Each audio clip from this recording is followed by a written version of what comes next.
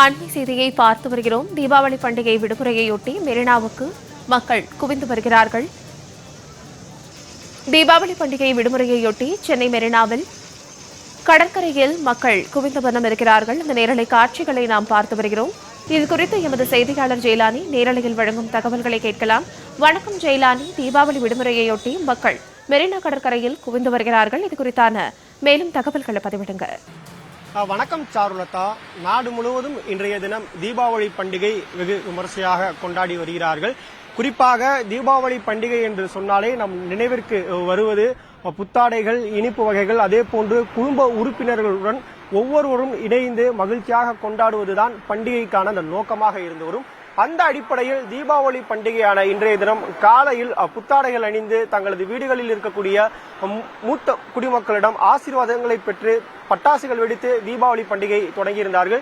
இந்த நிலையில் தீபாவளி பண்டிகை தொடர் விடுமுறையை ஒட்டி சென்னை மெரினா கடற்கரையில் ஏராளமான மக்கள் வருகை தந்து கொண்டிருக்கிறார்கள்.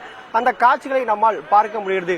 குறிப்பாக தீபாவளி பண்டிகைக்கு 4 நாட்கள் இந்த ஆண்டு விடுமுறை என்பது கிடைக்கப்பட்டிருக்கிறது. குறிப்பாக சனி, ஞாயிறு விடுமுறை, தீபாவளி தினமான இன்றைய தினம் விடுமுறை, அதே போன்று நாளைய தினமும் அரசு சார்பில் பொதுத்துறை நிறுவனங்களுக்கு விடுமுறை என்பது அளிக்கப்பட்டிருக்கிறது.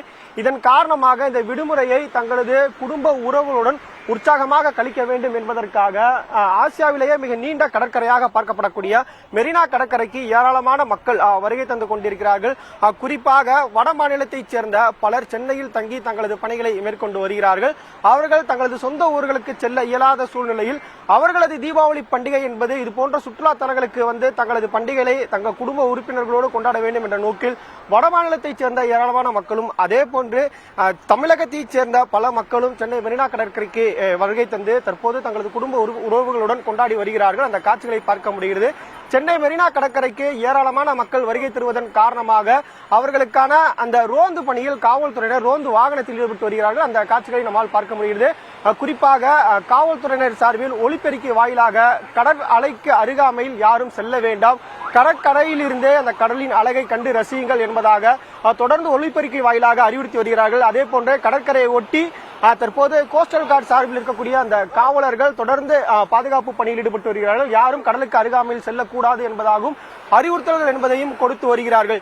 தீபாவளி பண்டிகை என்பது ஜாதி, மதம், இனம், மொழி என அனைத்தையும் கடந்து ஒரு பண்டிகையாக குடும்ப உறவுகளுடன் ஒன்றோடு ஒன்றாக இணைந்து மகிழ்ச்சியாக கொண்டாடக்கூடிய பண்டிகையாகவே தமிழகத்தில் பார்க்கப்பட்டு வருகிறது.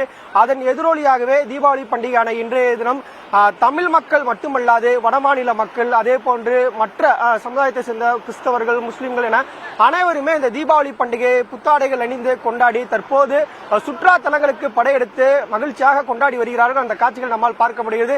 சென்னை மெரினா கடற்கரை முழுவதுமாகவே மக்கள் தலைகள் மட்டுமே தெரியும் அளவிற்காக ஆயிரக்கணக்கான மக்கள் திரண்டிருக்கிறார்கள். ஒருபுறத்தில் அவர்கள் பாதுகாப்பாக இருக்க வேண்டும் என்பதற்காக காவல்துறையினரும் தொடர்ந்து ஒலிபெருக்கி வாயிலாக அறிவுறுத்தி பாதுகாப்பு பணியில் ஈடுபட்டு வருகின்றனர். சார்லதா, விரிவான விவரங்களுக்கு நன்றி ஜெயலானி.